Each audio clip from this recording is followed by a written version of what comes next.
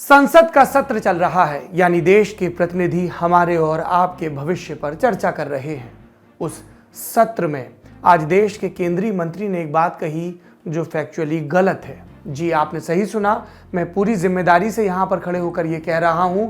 देश के केंद्रीय मंत्री ने सदन में एक बात कही जो तथ्यात्मक रूप से गलत है, और ये बात एक प्रधानमंत्री के बारे में, पूर्व प्रधानमंत्री के बारे में कही गई। इस बात के बारे में विस्तार से बात करेंगे। आपको ये भी बताएंगे कि अभी कल तक देश की सरकार को जो चुनौती दे रहे थे ऐसे कांग्रेस के पूर्व अध्यक्ष राहुल गांधी जब अपनी ही पार्टी की सत्ता वाले राज्य में पहुंचे तो उनके दो सिपह सालारों की भिड़ंत कैसे एक पोल पर टंगती उतरती और फिर टंगती नजर आई। अंदर खाने की कहानी क्या है आपको बताएंगे। आपको ये भी बताएंगे कि इन्हीं राहुल गांधी के खिलाफ आज सदन में जो प्रस्ताव पेश हुआ उसकी भूमिका क्या है, उसकी वजह क्या है, प्रिविलेज मोशन क्या है। इसके अलावा चुनावी राज्यों की सुर्खी देंगे, कैसे यूपी में एक और कथित गैंगरेप सियासी मुद्दा बन गया है, इसके बारे में बात करेंगे। बात इस पर भी होगी कि एआईएमआईएम के मुखिया असदुद्दीन ओवैसी जब मेरठ से लौट रहे थे तो उनके ट्वीट के मुताबिक एक टोल के पास उनकी गाड़ी पर फायरिंग करके कुछ लोग भागे। ओवैसी सुरक्षित हैं। इन सब खबरों के साथ और भी खबरें विस्तार से आपको बताएंगे। नमस्ते, मेरा नाम सौरभ द्विवेदी है और आप देखना शुरू कर चुके हैं Lallan top show. Brought to you by खाता बुक। इधर कुछ रोज से लल्लन टॉप शो का ढांचा बदला हुआ था। आप में से कई लोग नाराज हो रहे थे कि पहले सुर्खियां सुनाते थे, दिन का वीडियो दिखाते थे, फिर बड़ी खबर पर आते थे। आज हमने सोचा पुरानी रवायत की तरफ लौटते हैं। सबसे पहले देखिए दिन का वीडियो।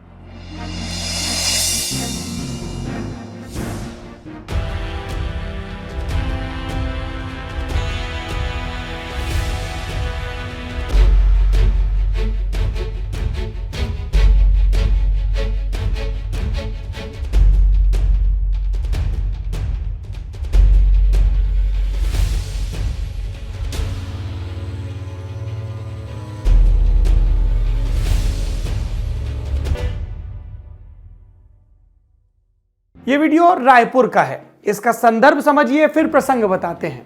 बीते दिन छत्तीसगढ़ के स्वास्थ्य मंत्री टीएस सिंहदेव उनकी तरफ से रायपुर के साइंस कॉलेज के पास स्वागत, वंदन, अभिनंदन इत्यादि के पोस्टर लगाए गए। उनकी तस्वीर, राहुल गांधी की तस्वीर। लेकिन आपने वीडियो में देखा कि पुलिस की मौजूदगी में इन पोस्टरों को नगर निगम के कर्मचारियों ने एक एक करके उतार दिया। ये कर्मचारी पोस्टर उतार कर गाड़ी में लाद रहे थे। गाड़ी रायपुर नगर निगम की है। रायपुर नगर निगम पर कांग्रेस का कब्जा है। गाड़ी के नंबर से स्पष्ट होता है कि वहीं की गाड़ी है। और जब कैमरे इन चेहरों को कैद करने लगे तो कर्मचारी मुंह छिपाने लगे। किस बात का डर था इन कर्मचारियों को? रायपुर नगर निगम जिसे कांग्रेस संचालित करती है वो अपने ही मंत्री की होर्डिंग क्यों हटा रही थी? क्यों नगर पालिका ये सफाई कर रही थी? क्या ये रेगुलर सफाई का मामला था या कांग्रेस के भीतर विरोधियों की सफाई का मामला था? क्योंकि जब इस पर विवाद हुआ तो पोस्टर दोबारा लगा दिए गए राहुल गांधी के पहुंचने से पहले। पर उनके पहुंचने से पहले एक बयान भी आया। इस बयान को मुख्यमंत्री भूपेश बघेल और उनके सलाहकार गौर से देख रहे होंगे, क्योंकि अब उनके और स्वास्थ्य मंत्री टीएस सिंहदेव के बीच मतभेदों की खबर फिर से परवान चढ़ने लगी है। टीएस सिंहदेव का इस मौके पर एक बयान भी आया, उसे सुनिए फिर आगे की बात। आरोप है और दुर्भाग्य है, प्रजातंत्र का एक स्वरूप है कि कोई कुछ भी बोल सकता है। ठीक है, नियम है, कानून है, मानहानि के दावे हो सकते हैं, किंतु दुर्भाग्य ये होता है कि पहले कह के एक वातावरण, गलत प्रकार का वातावरण बनाने का लोग प्रयास करते हैं। मैं इसे उसी श्रृंखला की बात देख रहा हूं जो किसी से कहलवाया गया था कि उनको मेरे से जान का खतरा है। ये वही लोग हैं, वही सोच के लोग हैं जो राहुल जी के आने के ठीक पहले एक और प्रयास कर रहे हैं कि किसी तरह से राहुल जी के सामने, छत्तीसगढ़ के नागरिकों के सामने मेरी छवि पे विपरीत प्रभाव पड़े। दरअसल बीजेपी की तरफ से टीएस सिंहदेव पर अपने तालाब की जमीन को गलत तरीके से बेचने का इल्जाम लगाया गया। इन आरोपों की सफाई में सिंहदेव ने पहले तो इन्हें खारिज किया और फिर जो कहा उसके मर्म को समझिए। टीएस सिंहदेव ने बीजेपी से ज्यादा अपनी ही पार्टी की ओर इशारा किया। कहा राहुल के आने से पहले वही लोग उनकी छवि खराब कर रहे हैं जो कुछ दिन पहले उनसे जान का खतरा बता रहे थे। सिंहदेव का इल्जाम बघेल के करीबी विधायक बृहस्पति सिंह की तरफ था, जिन्होंने कहा था कि ये जो मंत्री जी हैं इनसे मेरी जान को खतरा है। विधायक ने बाद में माफी भी मांगी थी। दोनों खेमों ने अपने अपने ढंग से तलवारें खींच ली हैं। पर इस अंदरूनी कलह की जड़ क्या है? क्या जड़ 2.5 साल के मुख्यमंत्री का वो फॉर्मूला है जिस पर भूपेश बघेल का खेमा कहता है कि कभी बात ही नहीं हुई और टीएस सिंहदेव का खेमा कहता है कि यही वचन दिया गया था आला कमान की तरफ से? झड़पों की और भी वजहें हैं। मोर्चे खिंचे रहते हैं, कभी हेल्थ सेक्रेटरी की नियुक्ति को लेकर, कभी जिलों की तैनाती को लेकर। और इन सब की शुरुआत कब हुई? तब जब 2018 के उत्तरार्ध में छत्तीसगढ़ में विधानसभा चुनाव के नतीजे आए, कांग्रेस की बड़ी जीत हुई, सरकार बनी।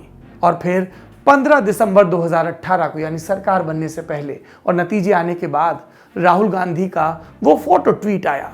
इस ट्वीट में मुख्यमंत्री पद के 4 दावेदार कांग्रेस के 4 नेता नजर आ रहे थे। इनके नाम टीएस सिंहदेव, भूपेश बघेल, ताम्रध्वज साहू और चरणदास महंत। बताने वाले बताते हैं राहुल की पहली पसंद ताम्रध्वज साहू थे, लेकिन उस समय के कांग्रेस के प्रदेश अध्यक्ष भूपेश बघेल और नेता प्रतिपक्ष टीएस सिंहदेव दोनों ने इस नाम पर वीटो कर दिया। बघेल ने तो ये तक कह दिया कि ठीक है, आप उनको मुख्यमंत्री बनाइए, लेकिन तब मैं प्रदेश अध्यक्ष भी नहीं रहूंगा, एक सामान्य कार्यकर्ता बनकर रहूंगा और इनकी मंत्रिपरिषद का भी हिस्सा नहीं बनूंगा। ये इकलौता मौका है जब एक दूसरे के धुर विरोधी भूपेश बघेल और टीएस सिंहदेव साहू के विरोध में साथ आए थे। सिंहदेव के साथियों का कहना है कि तभी यह तय हुआ था कि पहले 2.5 साल भूपेश बघेल रहेंगे और फिर टीएस सिंहदेव का नंबर आएगा। इसीलिए 2.5 बरस बीतने के बाद विधायकों की परेड जैसे नज़ारे भी दिल्ली में नजर आए और नजर आए खूब बयान, लेकिन नेतृत्व का परिवर्तन सरकार का अब तक नहीं हुआ है। बाकी रस्साकशी है, चल रही है। इस रस्साकशी को अगर हम ऑप्टिक्स की नज़र से देखें, फोटो अपॉर्चुनिटी की नज़र से देखें, तो यही नज़र आया कि सिंहदेव मंच पर लगभग अलग थलग थे और नवा रायपुर में जब गांधी सेवाग्राम और अमर जवान ज्योति की नींव रखी जा रही थी तो राहुल के साथ साए की तरह मुख्यमंत्री भूपेश बघेल नजर आ रहे थे। कांग्रेस का ये नए पुराने का झगड़ा सिर्फ छत्तीसगढ़ तक महदूद नहीं है। हमने मध्य प्रदेश में इसका असर देखा, हम राजस्थान से इसकी सुर्खियां देखते हैं।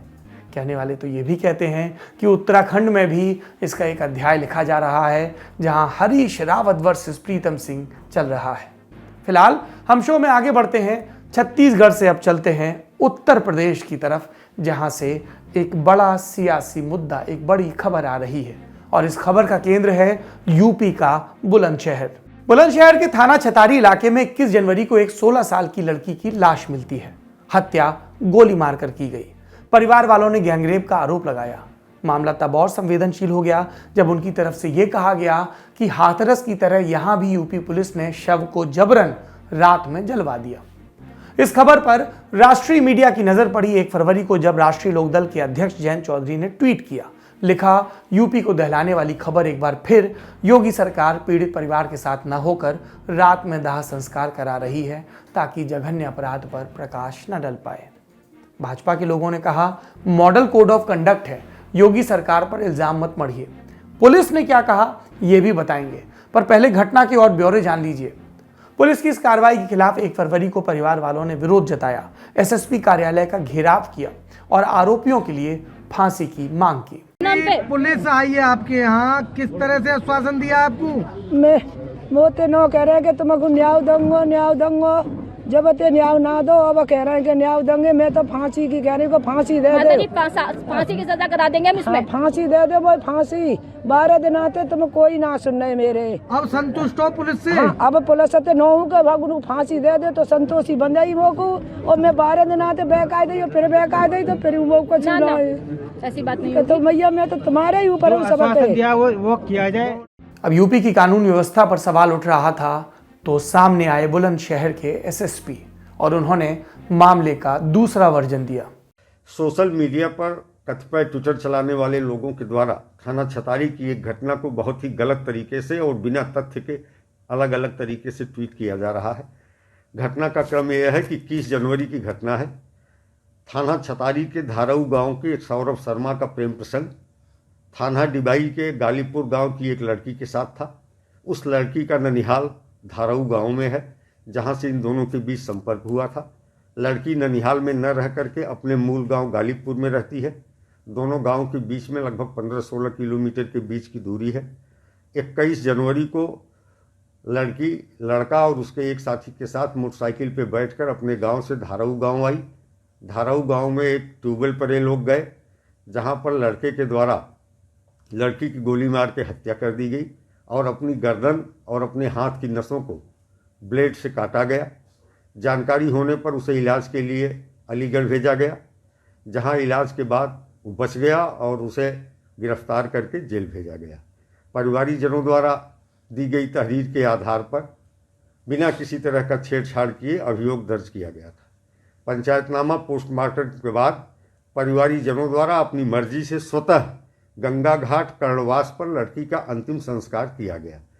मीडिया में कतिपय ट्विटर चलाने वाले लोगों द्वारा ये दिखाया जा रहा है कि पुलिस ने रात में जबरन अंतिम संस्कार कराया।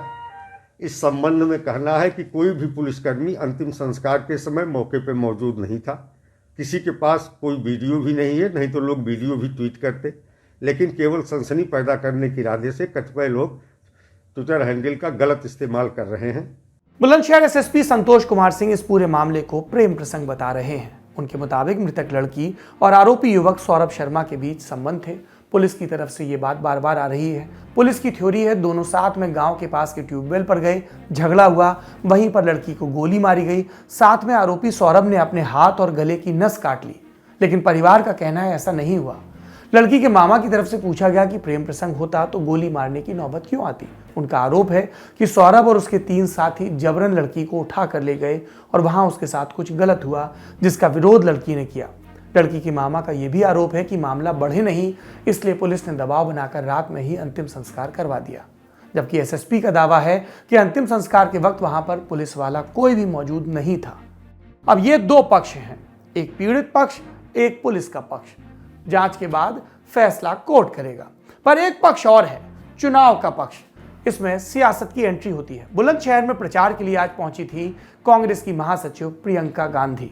वो पीड़ित परिवार से भी मिलने पहुंची और वहां पर उन्होंने पुलिस को कटघरे में खड़ा किया। यहाँ पे पुलिस और प्रशासन ने जो हुआ है उसको दबाने की कोशिश की है पूरी तरह से। जो मुझे परिवार के सदस्य बता रहे हैं, पूरी तरह से उसको दबाने की कोशिश की है। जिस तरह से हाथरस में अंतिम संस्कार किए गए थे, लगभग उसी तरह से यहाँ पे किया गया है। इन पर दबाव डाला बीच रात में अंतिम संस्कार करने के लिए, और परिवार वाले बिल्कुल असंतुष्ट हैं।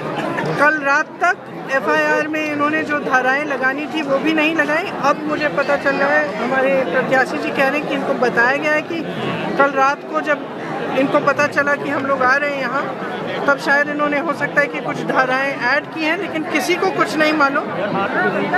एफआईआर की कॉपी अभी परिवार को नहीं मिली है, डरे हुए हैं, कह रहे हैं कि पूरा पुलिस प्रशासन मिली हुई है। और एक यहाँ के कोई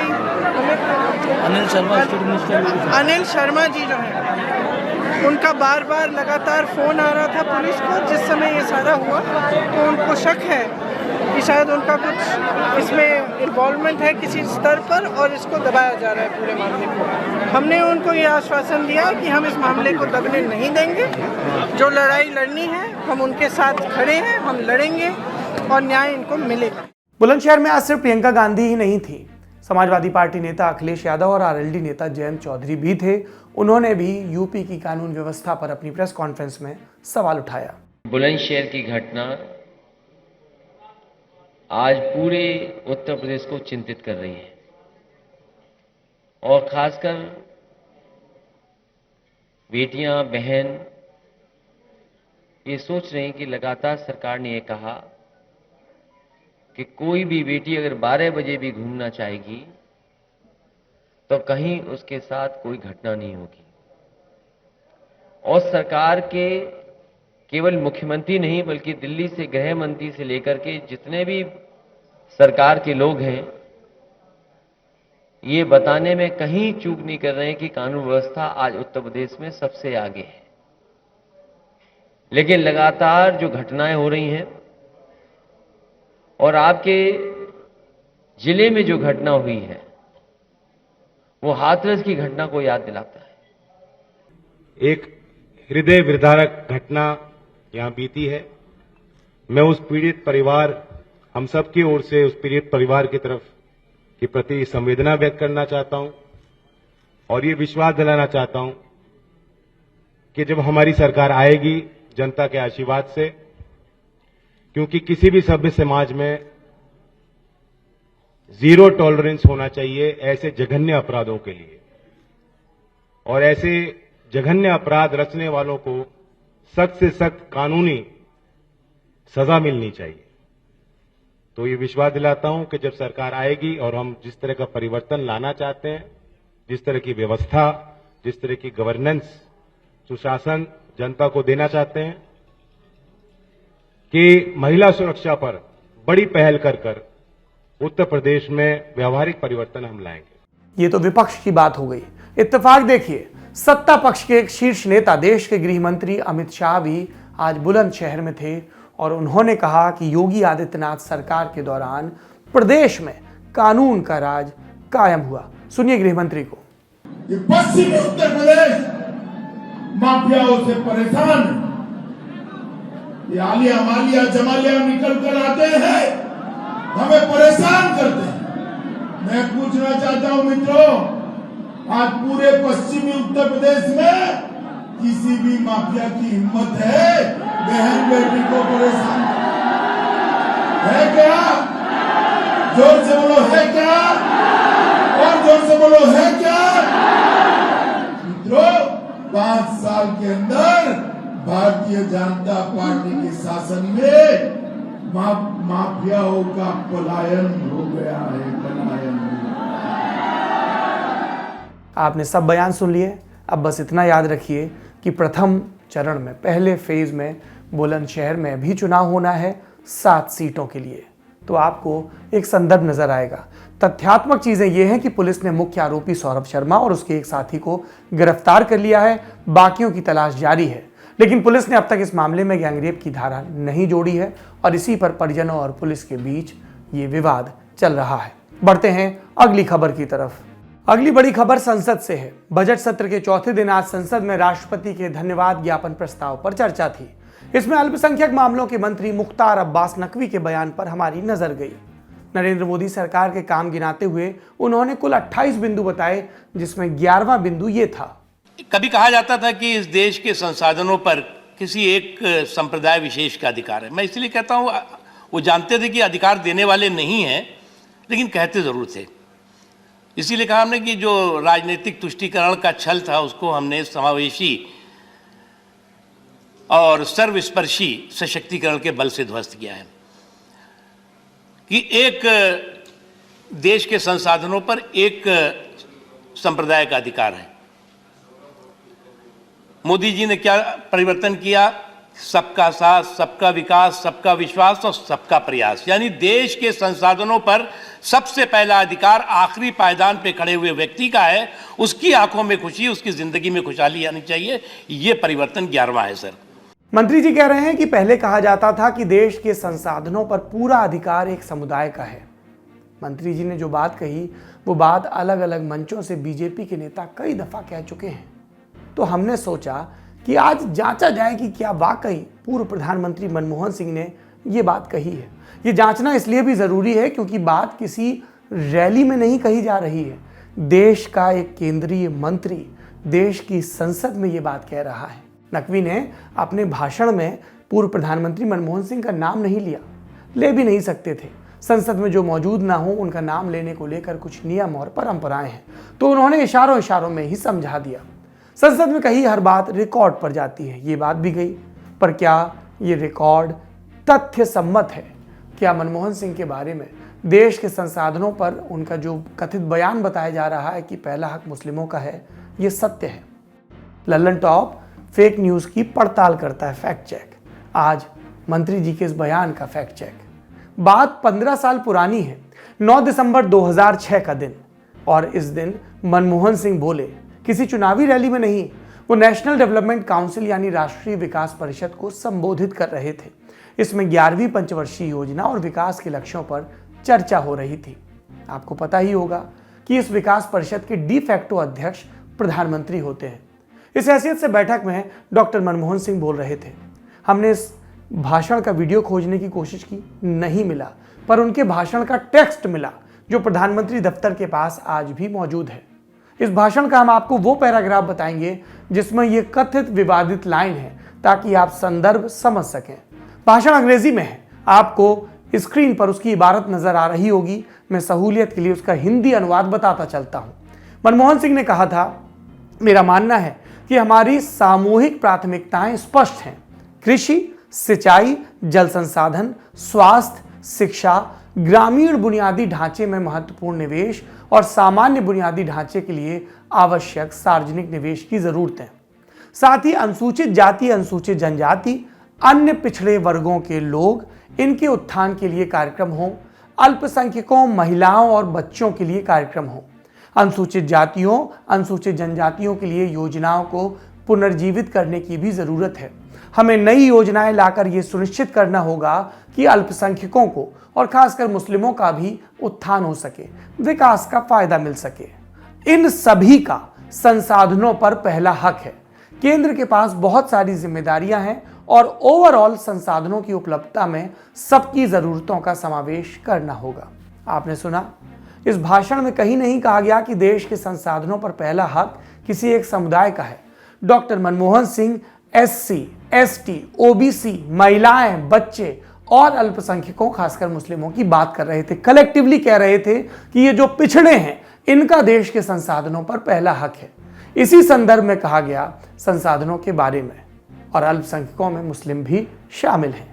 लेकिन उनके बयान को इस तरह से प्रचारित किया जाने लगा अगले रोज से ही कि प्रधानमंत्री बोले मुसलमानों का संसाधनों पर पहला हक, और फिर अगले रोज ही यानी 10 दिसंबर 2006 को प्रधानमंत्री के इस NDC भाषण के बाद जब सुर्खियां बनी तो PMO से स्पष्टीकरण आया, प्रेस रिलीज जारी हुई जिसमें बताया गया टेक्स्ट के साथ कि प्रधानमंत्री ने असल में क्या कहा था। हमने अभी आपको बताया। यह रिलीज आज भी प्रधानमंत्री दफ्तर के आर्काइव में मौजूद है।